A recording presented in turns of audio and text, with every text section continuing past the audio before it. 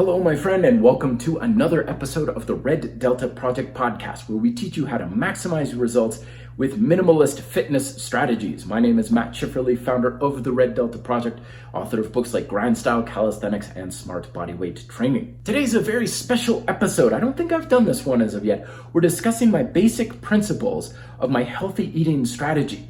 Now, my healthy eating strategy is very different from ever, quote, eating right. Eating right is actually the opposite, which is why when people often tell me, Matt, do you eat right? And I'm like, oh, hell no.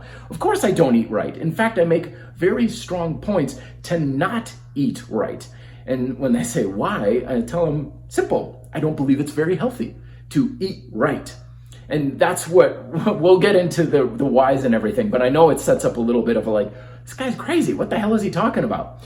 But the truth is that before I stumbled on the principles of healthy eating, there was a time when I struggled to eat right. And I always wanted to eat right. I tried to eat right with all kinds of dietary strategies and approaches.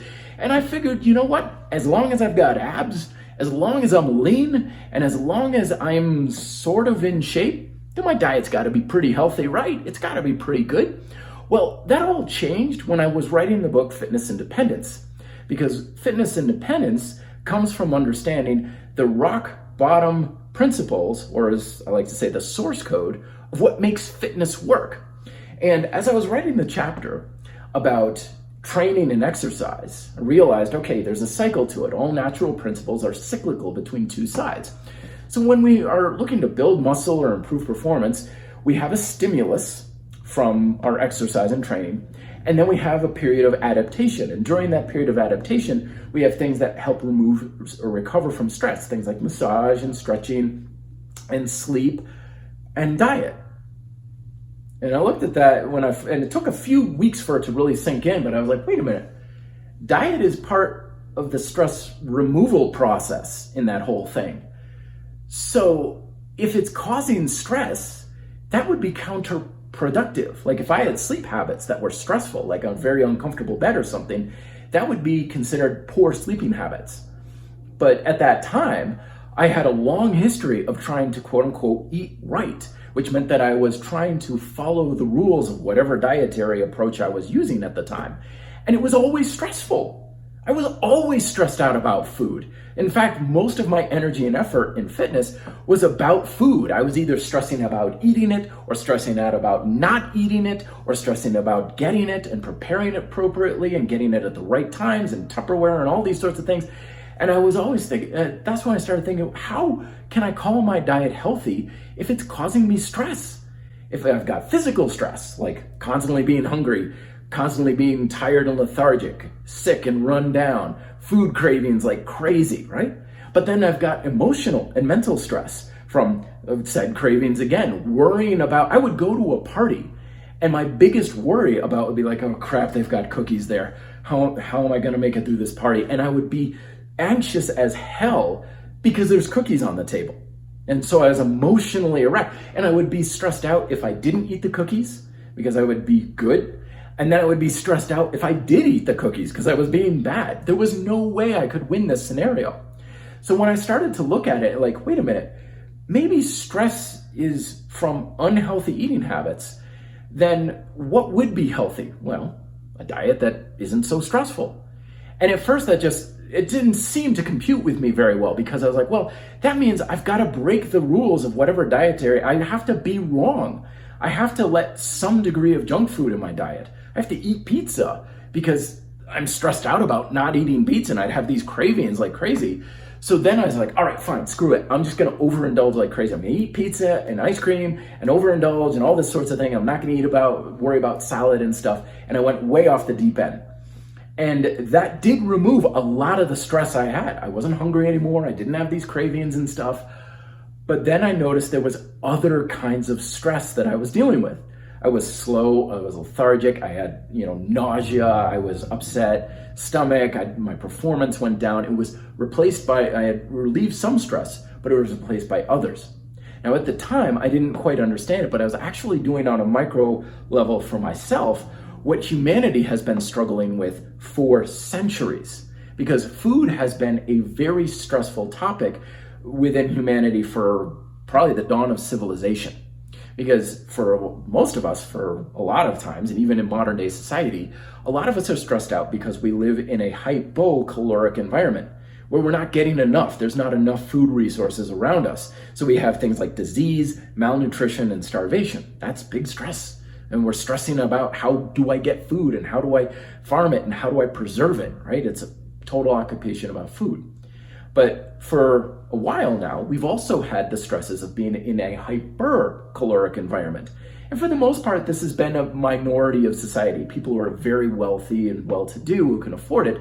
But over the past several generations, food production has become so refined that now even people who are lower income class can be in hypercaloric environments. And now we've got different kinds of stress. We've got preoccupation with food, we've got obesity, we've got metabolic disease, we've got overconsumption, we've got all sorts of these things. We've got eating disorders, all these sorts of ideas that are coming from stressors from being in a hypercaloric environment.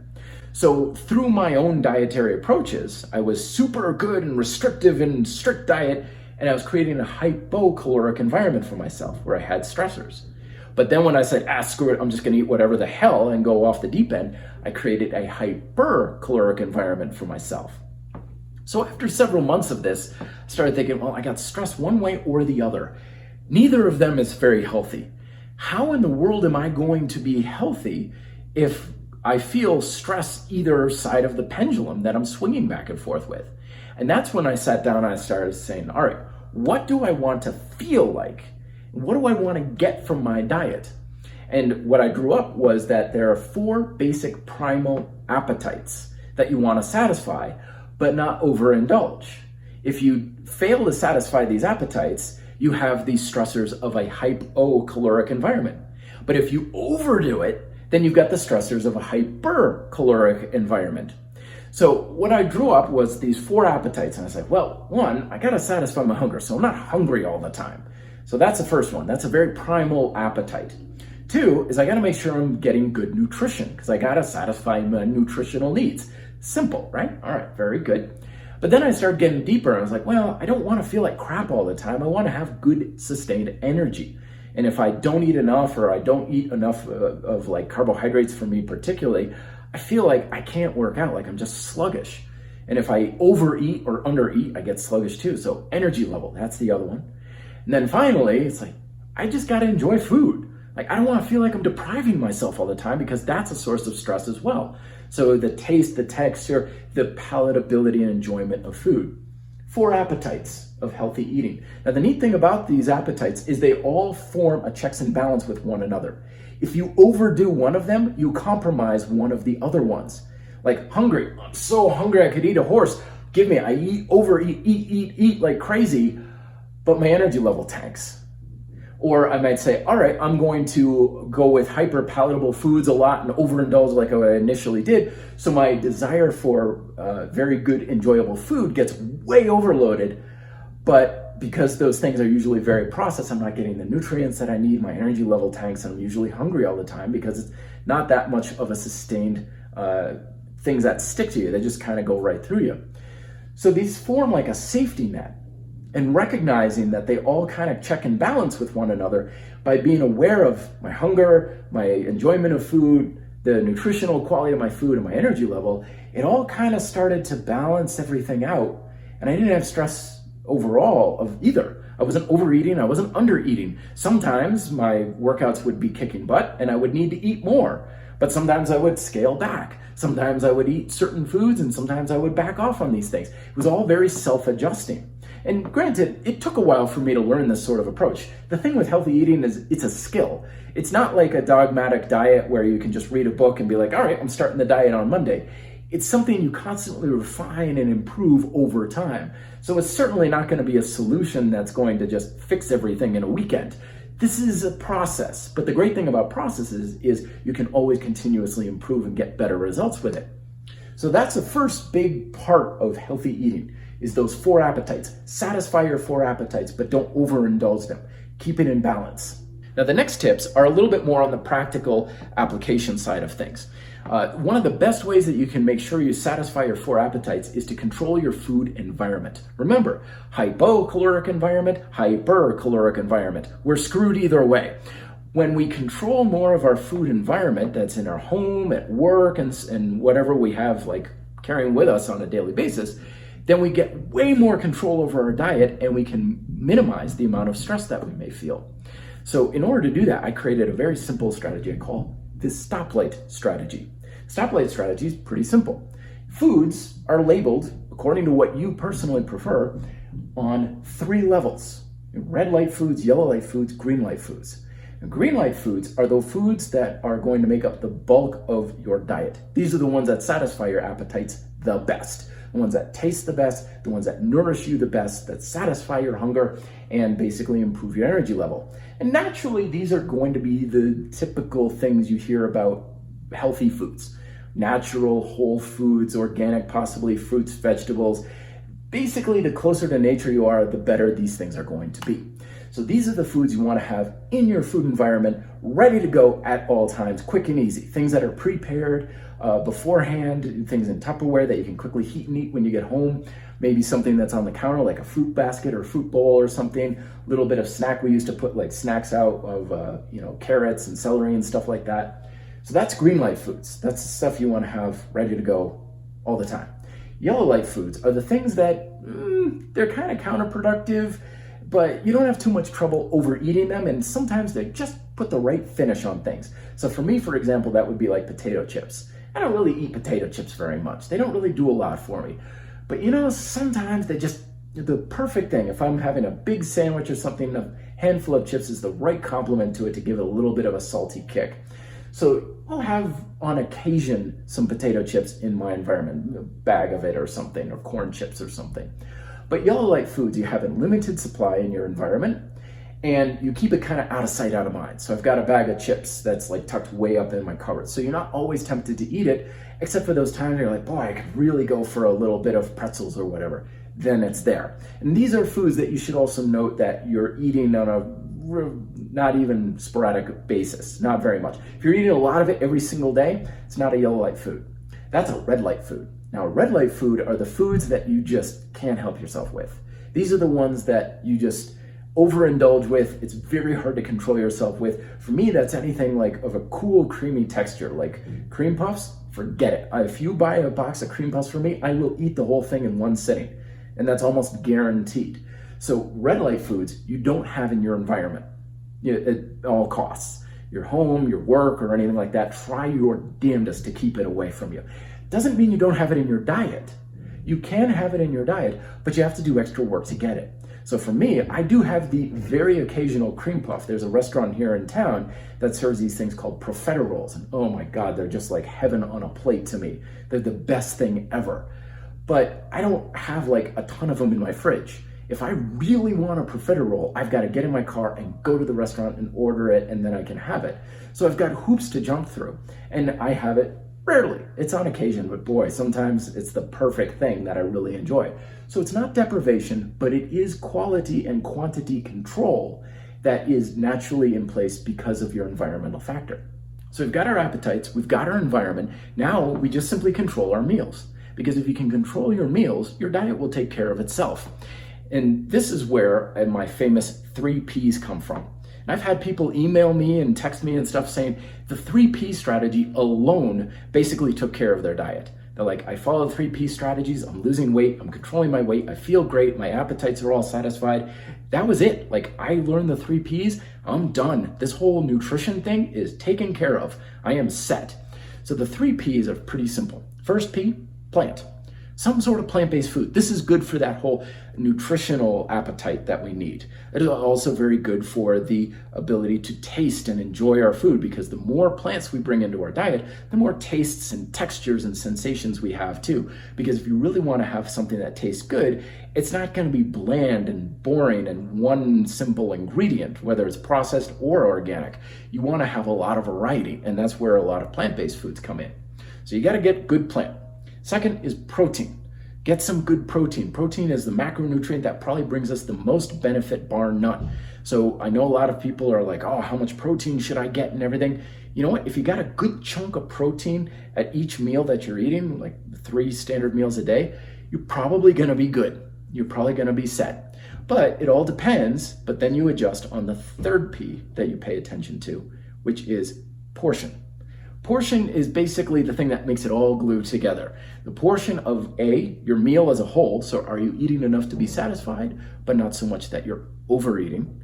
And then B, the portion sizes of each thing that you're consuming. So how big is that portion, that protein? How big is that plant-based? And then how big is anything else? Your rice pilaf, the beer that you're drinking, your little hors d'oeuvre, or whatever the case may be. Bring it into balance. Now, at first, a lot of times when people are getting used to the 3 Ps, I tell them just look at anything. Like if you're sitting down to a burger and fries, you could be like, look, I got a pickle spear. There's my plant, right? Good, fine. At first, it may not be very much, but it's at least getting your mind into the habit of looking, where's my plant, right? But then over time, you can build it up. But over time, you'll adjust those things, like how big is my plant portion? I got a pickle spear. Instead of the fries, I'm going to order a side salad. Boom, you've just made your plant portion bigger. Protein. Okay, now there's little tiny flecks of chicken on that salad. I'm going to go with a chicken breast, big protein. Okay, good. And then because you're looking at the entire thing as a whole, like I don't want to overeat to the point where I'm stuffed and lethargic, that's going to naturally keep the portion sizes of other things in check. So you're not going to have a ton of rice. You're not going to have 5 beers or something. It's going to keep those things in check because everything else is in a good portion size. Now, of course, these ideas are not specific, and that's because dietary advice can't be on the internet. There's no possible way. I don't know what you need. Everybody's nutritional needs are different. What's more, they're all changing. And finally, you're the only one who can be aware of your 4 appetites, which is why I'm always saying trying to get a healthy diet is like trying to hit a moving target only you can see. There's no way in hell I know what are your best foods, what should you be eating, how much should you be eating, when should you be eating. There's no way I can possibly know that. Unless you're working one-on-one with someone who can get feedback directly from you on a daily basis, this is something you're going to have to learn and figure out for yourself. Because as I said before, the internet's a great place for information, terrible place for solutions. Solutions are your job. That's what you're going to figure out and build on yourself. But if you're paying attention to your appetites, controlling your food environment, and being mindful of your 3 Ps at each meal, you'll find that's going to be probably about 80 to 90% of the way there. From there, it's just little tweaks and adjustments as you go along, and you'll learn as you'll go. And before too long, you'll find that you won't have to suffer any of the stressors from a hypocaloric environment or a hypercaloric environment. What's more is those approaches work with any sort of dietary preferences. So you could be gluten-free, vegan, paleo, whatever you want to apply to this, it'll fit. It will work with whatever you bring to the table. But if you don't want that stuff, you don't need it. You can go with it or without it, whatever seems to work best for your preferences. But these are the things that will be a much better guide than the eat right rules, which is more of just an estimated shot in the dark that is an observation of what's going wrong in a hypercaloric environment and usually pulls people back into a hypocaloric environment, and then you're pinballing between 2 different and stressful environments versus something that can be much more holistic and a lot healthier. All right, I did a lot of talking. If you want to learn more about my strategy on healthy eating, pick up my book, Fitness Independence, as always, and comments, questions, thoughts, all that sort of thing down below in the comments section. Love hearing from you folks. And as always, talk to you next week. Be fit, live free.